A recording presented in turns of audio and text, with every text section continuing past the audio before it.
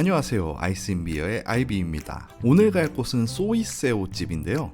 1군에 있는 작은 집이지만 맛은 작지 않은 그런 집이었습니다. 인테리어는 작기는 하지만 깔끔한 편이어서 나쁘지 않은 정도예요. 메뉴입니다. 영어로도 다 쓰여 있어서 굉장히 고르기가 쉬웠는데요. 저는 전부 다 들어있는 스페셜을 당연히 골랐고 뒤에는 음료수가 적혀 있었어요.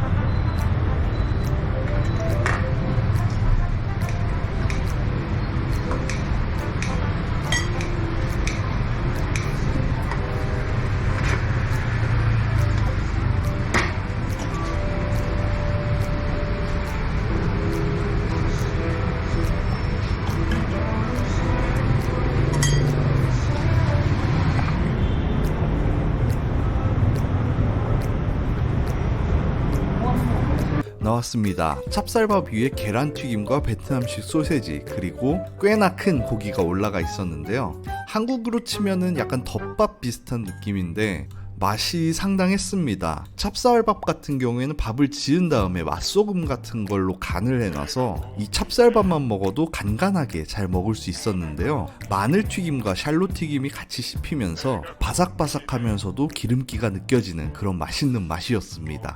그리고 파테 같은 경우에도 파테는 소의 간과 살코기를 갈아서 만든 음식인데요. 그 파테가 빵과는 잘 어울리는 건 알고 있었지만 이렇게 밥과 함께 먹어도 나쁘지 않네요. 방금 제가 자른 건 계란 튀김입니다. 계란 튀김 같은 경우야 떡볶이 먹을 때는 많이 같이 먹었었는데 밥이랑 같이 먹어도 괜찮더라고요. 무엇보다도 밥에 간이 돼 있어서 전혀 밍밍하지 않으니까 좀 밍밍할 수 있는 계란 튀김과도 잘 어울리는 편이었습니다. 계란 노른자 같은 경우에는 좀 뻑뻑한 편이기 때문에 떡볶이 국물이랑 먹었을 때 가장 맛있다라고 생각을 했었는데 이렇게 먹는 것도 생각보다 나쁘지 않아서 좋았어요. 그리고 마지막으로 이 고기가 정말 맛있었는데요. 입에 넣으면 입에서 녹는 것 같은 부드러움이 있으면서도 오겹살을 사용해서 이 껍질은 쫀득쫀득한 게 먹으면서 행복해지는 그런 맛이었습니다. 생긴 건 동파육 비슷하지만 동파육보다는 맛이 훨씬 더 연했고요. 좀 더 부드럽게 먹을 수 있는 그런 맛이었어요. 이미 밥에 간을 해놨기 때문에 동파육처럼 감칠맛과 향이 강하면 그렇게 맛이 없었을 텐데 이거 같은 경우엔 서로의 부족한 부분을 잘 채워주면서 굉장히 맛있게 먹을 수 있었습니다. 그런데 저는 이때쯤 뭔가 잘못됐다는 걸 느낄 수 있었는데요. 제가 영상 초반에 분명히 소이새우를 먹으러 왔다고 했었잖아요. 그런데 소이는 이 찹쌀밥을 말하는 게 맞지만 새우는 녹두를 말하는 거거든요.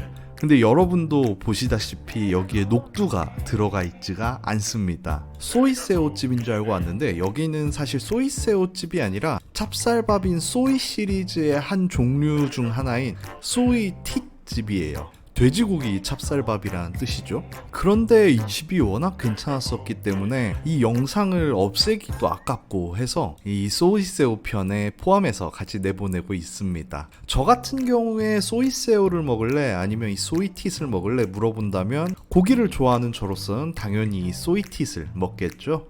그만큼 고기도 맛있고 전체적으로 밸런스도 좋은 그런 맛이었으니까요. 잘못 찾아가긴 했지만 그래도 맛있게 한 그릇 다 먹었고요. 자세히 보니까 가게 전면에 이렇게 소이텟이라고 대놓고 써있더라고요. 이걸 어쩌다 못 봤는진 모르겠지만 그러면 다음으로 넘어갑시다. 다음은 배달로 유명한 집이라 인테리어는 그냥 가정집이에요. 하지만 맛만 있으면 되는 거겠죠? 메뉴입니다. 이것저것 어렵게 많이 있긴 하지만 저는 당연히 스페셜 메뉴인 텁검을 시켰어요. 하지만 오리지널을 맛보고 싶으신 분들은 소이새우 짜봉을 시키시면 될 것 같습니다. 이렇게 제 메뉴가 나왔고요. 파테와 사시우 그리고 닭다리, 녹두인 새우까지 보이네요. 방금 먹은 저게 새우인데 여러분 바람떡 드셔보셨습니까? 송편 비슷한 건데 안에 공기가 좀 들어있는 그게 바람떡이잖아요. 그 바람떡에는 녹두가 들어가죠.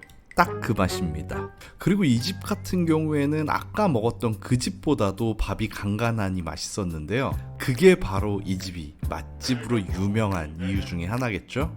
닭 같은 경우에는 제가 방금 전에 너무 맛있는 돼지고기를 먹었기 때문에 그렇게 큰 감흥이 없었지만 전체적으로 따진다면 맛있는 닭이기는 했습니다. 쫄깃하면서 충분히 맛있기는 했는데 저 개인적으로 소고기, 돼지고기, 닭고기 순으로 좋아하기 때문에 물론 가장 좋아하는 건 양고기입니다. 순위에서 좀 밀린다고 할 수 있겠죠. 이 사시우 같은 경우에는 돼지고기인데 아까 먹었던 삼겹살보다는 좀 모자란 편이었어요. 좀 뻑뻑하긴 했으니까요. 그리고 파테 같은 경우에도 아까 전에 먹었던 게 좀 더 우위에 있거나 두 가지가 그냥 비슷한 정도였습니다.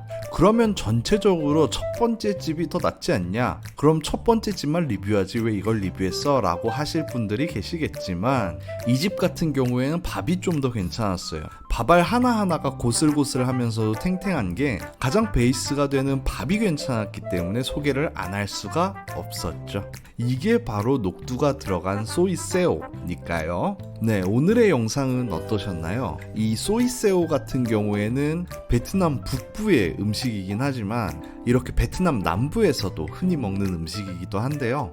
북부에서는 아침 대용으로 간단하게 먹는 소이새우가 이 남부의 호치민에 오면 돼지고기나 닭고기를 얹어서 좀 더 든든하게 먹는 그런 모습을 볼 수 있었는데요. 저 개인적으로 아마 다음에 한국에서 유행할 베트남 음식이 이 소이새우가 아닐까 싶거든요. 첫 번째로 유행한 게 쌀국수였고 그 다음에 유행한 게 짜조, 그 다음이 분짜였다면 아마 그 다음은 이 소이새우가 아닐까 하는 생각이 듭니다. 왜냐하면 맛 자체도 한국인들이 굉장히 쉽게 먹을 수 있는 그런 맛이고 이렇게 오늘 보신 것처럼 여러 가지 바리에이션이 있거든요. 위에 닭을 얹어도 되고 돼지고기를 얹어도 되고요.